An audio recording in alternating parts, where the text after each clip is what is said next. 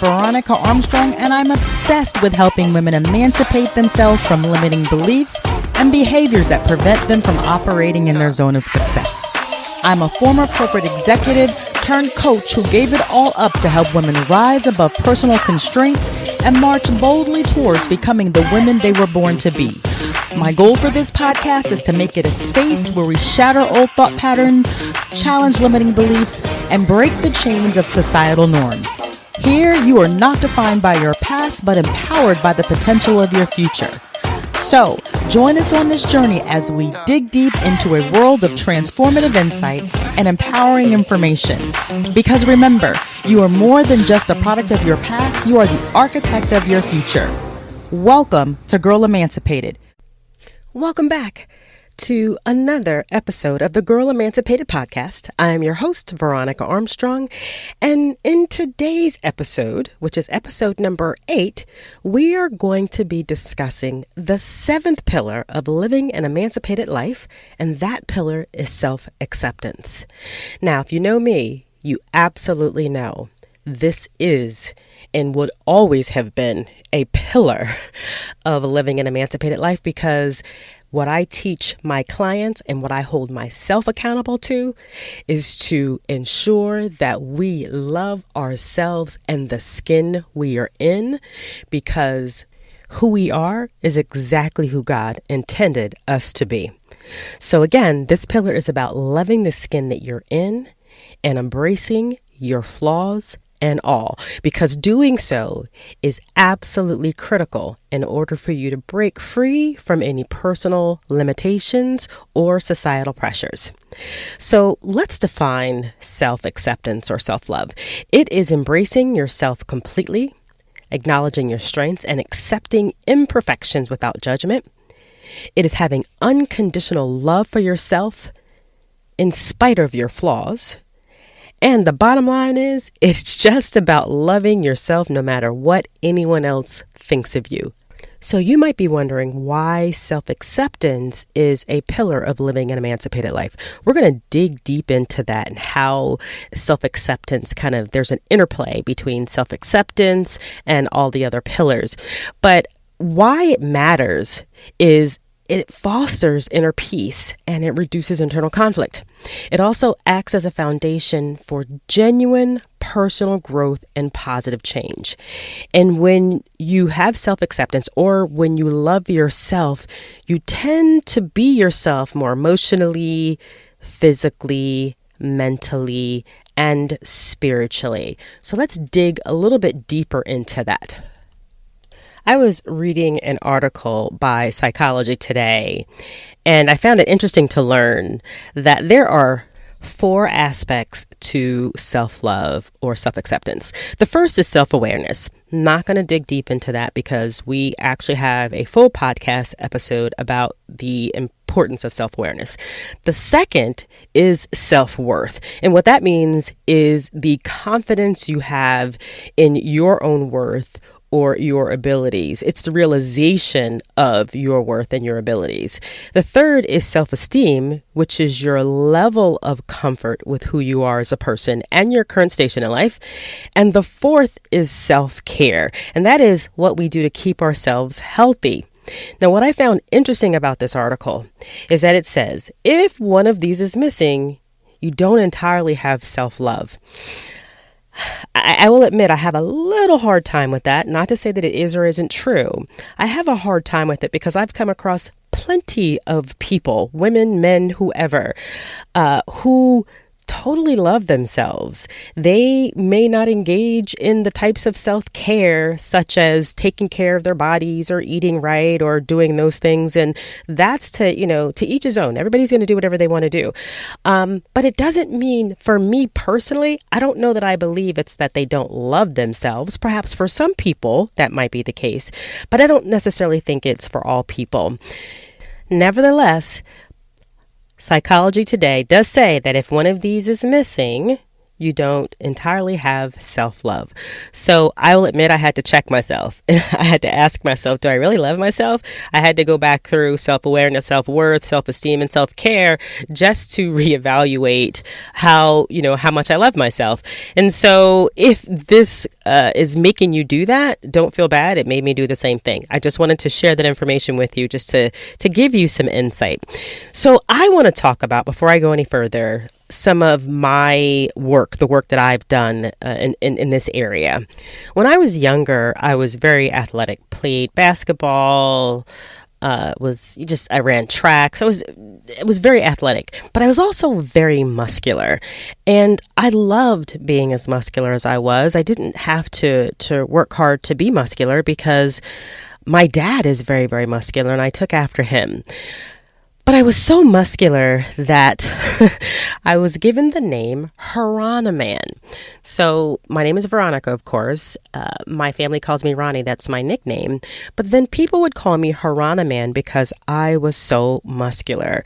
And I can honestly say that my muscularity actually repelled people at one point in time in my life. I knew that because of the things that they would say, or the guys would say they weren't interested because they thought I was going to beat them up or something like that.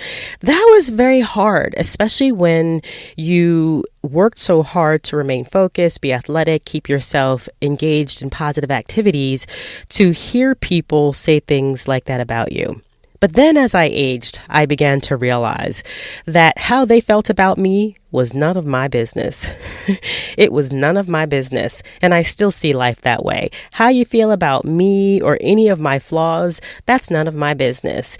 And so having gone through those experiences as a kid really helped me, as I got older, just become more accepting of the idea that how someone feels about me is none of my business. And it has taken a long time for me to get over certain things in my life that I was bullied about, or things that I felt bad about. But I'm at a point in my life where if you don't care about how I look, that's okay. That's none of my business. I also have acne. I'm in my 50s and I've had acne since I was 12. And it is not great to experience what I experienced, but I'm at a point now in my life where I will go outside without makeup. And if you see the flaws on my skin, that's okay, because your opinion about me is none of my business. So it takes a lot of work, and it takes a lot of courage to accept your flaws and to recognize that how someone else feels about you is none of your business. And looking at it through that lens allows you to distance yourself from how they feel and focus on you and what you want to do. You don't go down the emotional rabbit hole trying to fix yourself for someone else, because how they feel about you and what they think about you is none of your business. So I just wanted to share that with you. So let's talk about the interplay of self-acceptance with all the other pillars of living an emancipated life. So let's start with self-awareness. Self-awareness, of course, is the recognition of our true selves, our strengths, our weaknesses, desires, and fears. And self-acceptance begins when we embrace these discoveries without judgment.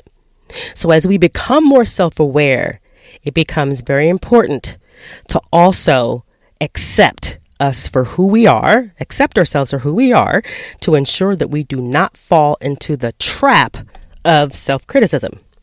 Okay, self-acceptance and courage.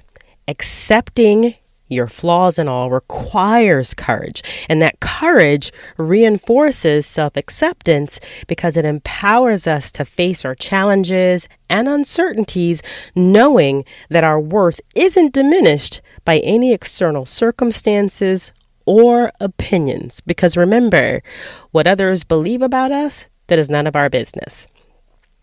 Okay, self-acceptance and empowerment.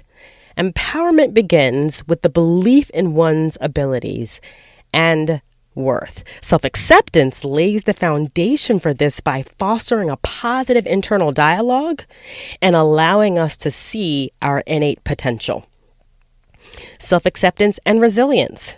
With self-acceptance, setbacks and failures are seen as opportunities for growth rather than as reflections of personal inadequacy.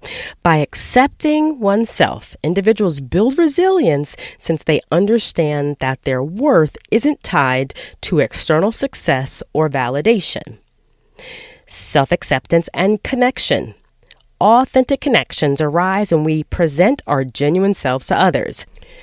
So self-acceptance encourages authenticity because we are not constantly seeking validation or fearing judgment by others. And this leads to deeper, more meaningful relationships. Self-acceptance and spirituality. Many spiritual paths call for self-acceptance and self-love as the foundation to inner peace and enlightenment. So accepting oneself can lead to a deeper spiritual connection and understanding, while spirituality can further reinforce the importance and the value of self-acceptance. And finally, self-acceptance and the purpose pillar. Recognizing and accepting one's true self can provide clarity of your purpose in life. When we understand and accept who we are better positioned to align our actions with our inner value and our passions. So to wrap that segment up about the interplay between self-acceptance and the other pillars, self-acceptance, bottom line, is the central pillar that supports and enhances the strength and effectiveness of all other pillars. It is foundational to personal growth, empowerment, and holistic well-being. So if you are curious as to how you can strengthen your self-acceptance, the first thing you have to do is to change the way you think about yourself. And I'm going to give you 6 things that you can do to begin the process of changing the way you think about yourself. Number 1 is accept yourself. Know that you are worthy of love and respect just as you are. Embrace yourself with all your strengths and your weaknesses. As I tell my clients, you are beautiful just the way you are. You are a perfectly imperfect human being, and that's what makes you beautiful. So accept yourself. Number 2 is to clarify your purpose, and that is inventing your own definition of success. Ask yourself what a meaningful life means to you, even if that answer changes over time. So do the work on figuring out what your purpose is. And you can go back to, I think it's episode 7, or pillar number 7, episode 7 is about your purpose. And there's also a downloadable guide that can help you figure that out. So number 3, the third thing you can do is talk yourself up. How do you talk about yourself? Choose words that are encouraging and uplifting. Use your internal dialogue to build your confidence and to manage your emotions. I will be the first to tell you, it was very hard for me to do. However, I'm at a point in life where I do know this. I know that when I take you on as a client and I say to you that I'm going to help you get to the other side, I know I'm going to help you get to the other side because I believe in the gifts that I was blessed with. I believe that I'm doing the work that is my purpose. And when I'm operating in my zone of genius, what you get from me is nothing other than a gift from God. So the third thing, again, talk yourself up. Believe in yourself. The fourth thing you can do is to forgive yourself. Let go of the past so that you can move on. Take any decisions that you regret and turn them into opportunities to learn. Make amends with yourself and resolve to handling things more constructively in the future. One of the things that I know, because it is the key to my success and it is what I teach my clients, is that letting go of your past is the only way for you to create the future that you desire. So forgive yourself and look forward by leveraging what you have learned from the mistakes that you've made in the past by making better decisions in the future. The fifth thing you can do is avoid comparisons. As we know, many of us tend to spend a lot of time on social media and we see what other people are doing, and sometimes we become envious. Facebook did not invent social comparisons, but social media has increased the potential for envy and inferiority complexes. So try competing with yourself rather than trying to live up to someone else's expectations. Trust me, you'll accomplish a lot more if you just compete with yourself. And finally, number 6 is to think positively. Looking on the bright side and being able to laugh at yourself makes you even more lovable. It also helps you to manage stress and deal with difficult circumstances whenever they arise. In addition to changing the way you think about yourself, you can also change the way you treat yourself to improve your self-love. I'm going to give you 7 tips to help you in this area.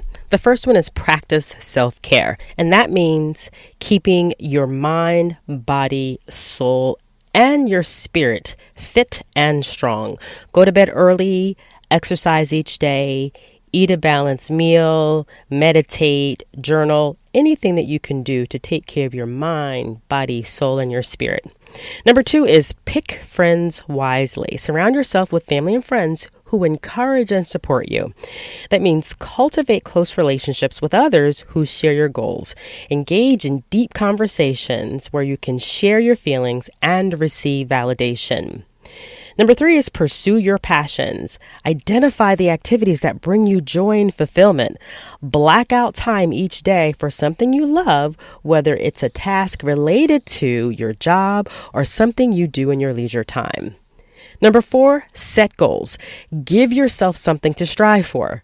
Working towards realistic and challenging goals builds your confidence as you add to your achievements. It also builds your resilience. Maintain boundaries. You know what? I'm just going to say it straight. Learn how to say no, right?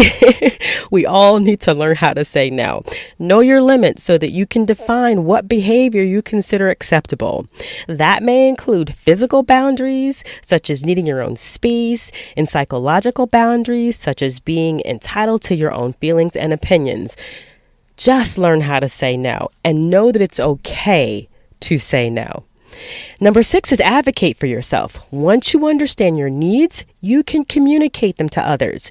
You'll grow more skillful as you practice being direct and tactful and letting others know if they cross your boundaries. And number 7, finally, seek support.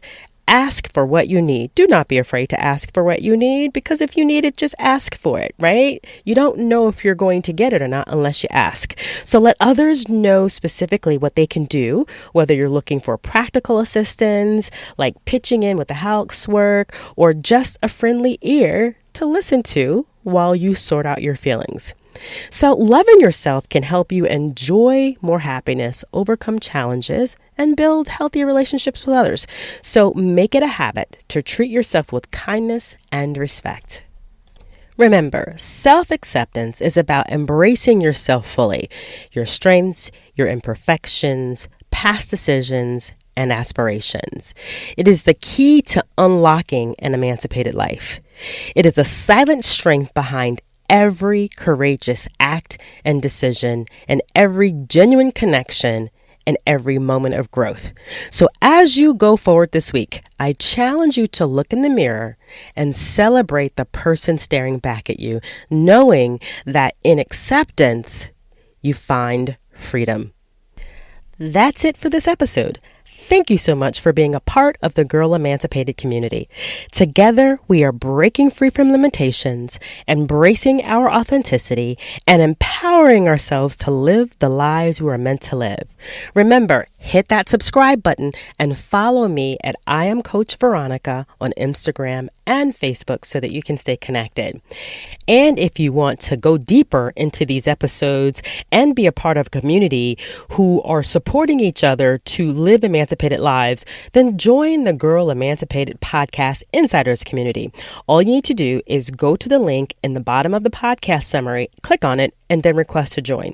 Or you can search for the Girl Emancipated Podcast group on Facebook. Our next episode, which will be episode number 9, will focus on the 8th pillar of living an emancipated life, and that is spirituality. So until next time, keep loving yourself unconditionally, and let's continue our journey toward truly living an emancipated life. Sending you strength, love, and light. Bye for now.